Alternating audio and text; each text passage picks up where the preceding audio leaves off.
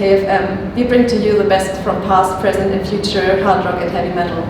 Please subscribe our channel, hit the notification bell and give us a like here on our YouTube channel. Also, if you got any questions on today's episode or have any questions, please post them down there in the comment section. So today we have great pleasure to have JF here with us. He's a founder and guitar player from Kataklysm. So first of all, thank you for being here with us. No, thank you guys. This is cool setting. It's nice, beautiful day in Munich, Germany. Thank you so much.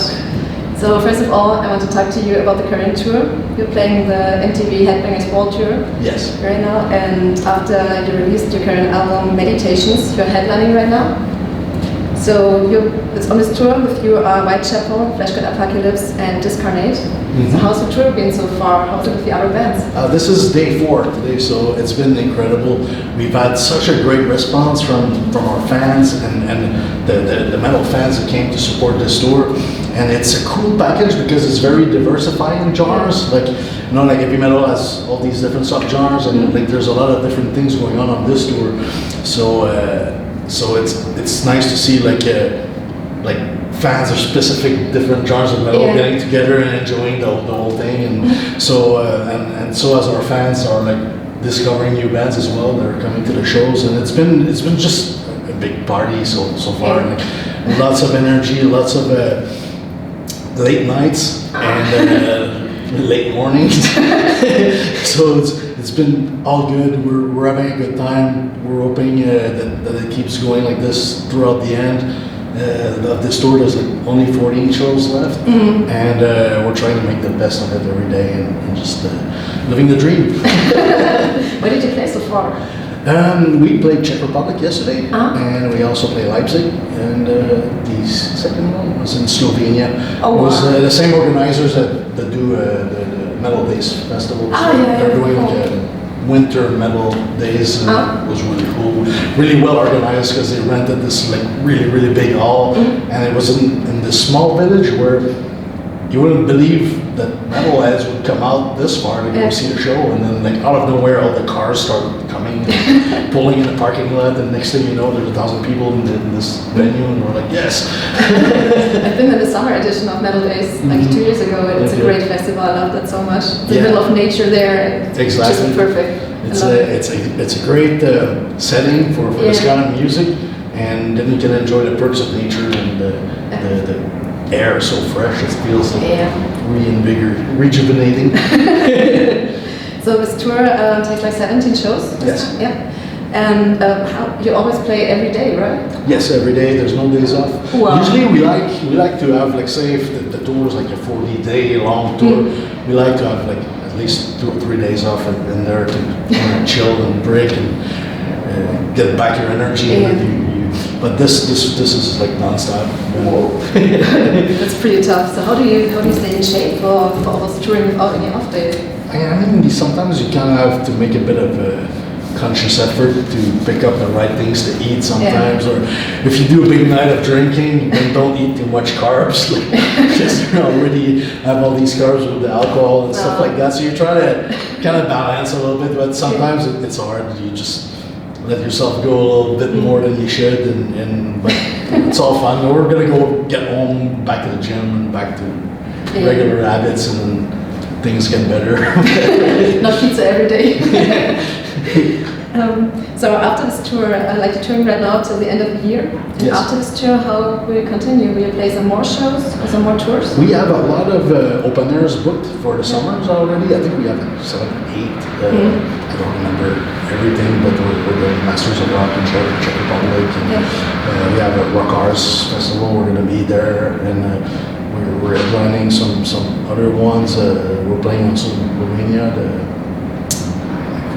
Festival. It's in Transylvania, which is cool. It's right next to Dracula's castle. Yeah.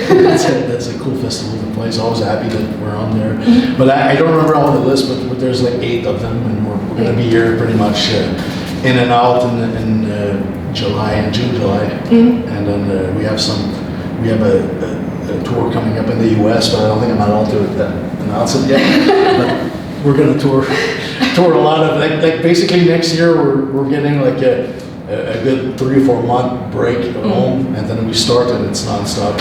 Once it started, it's going to be we're going to be back and forth between here, US, Europe, and also doing some stuff with XDO or other project bands. So we have some stuff coming with that. That sounds great.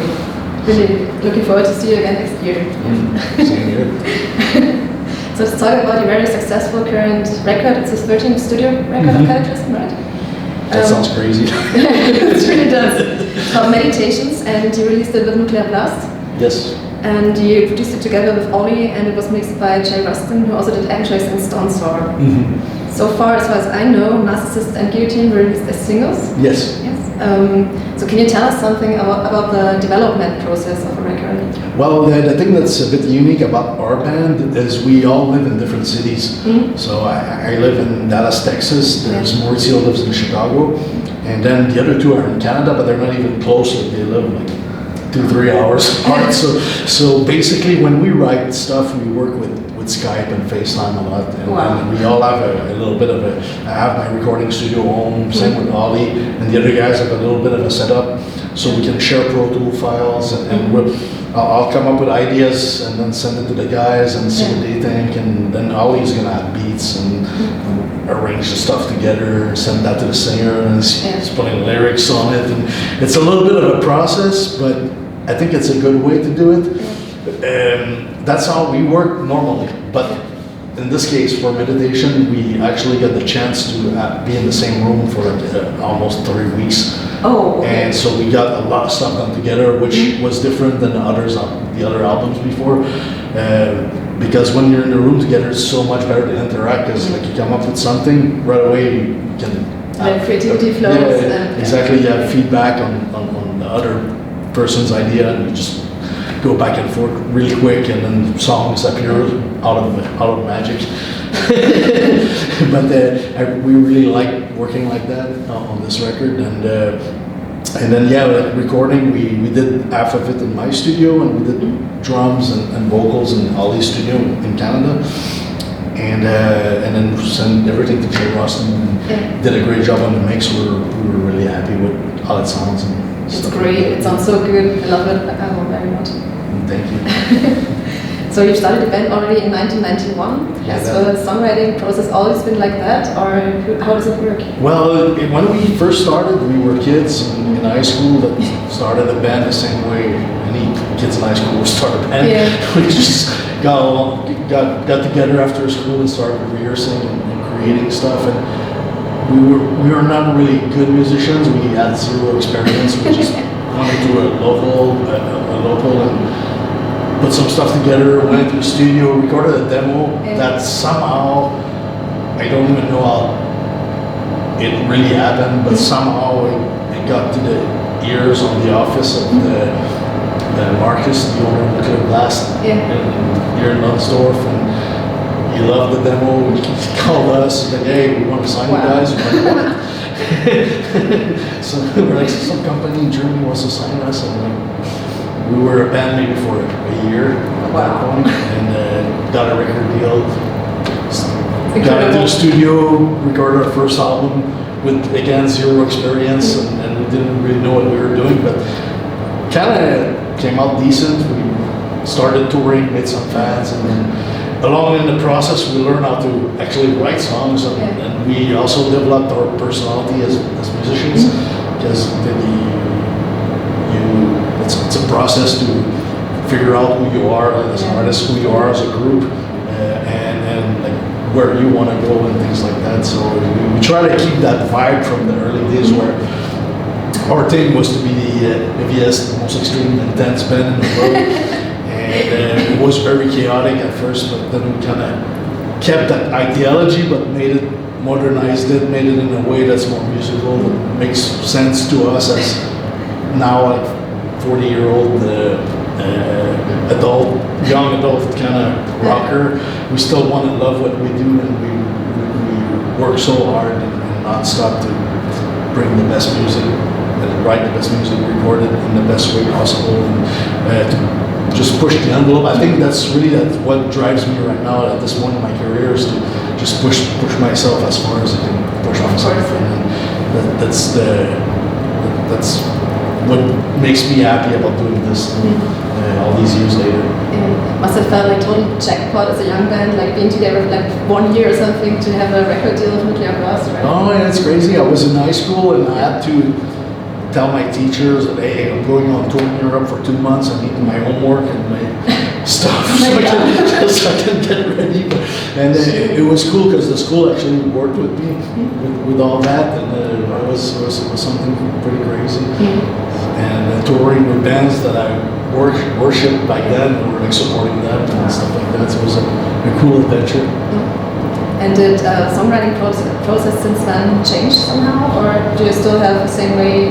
Yeah, like on the last, like we actually, this is new.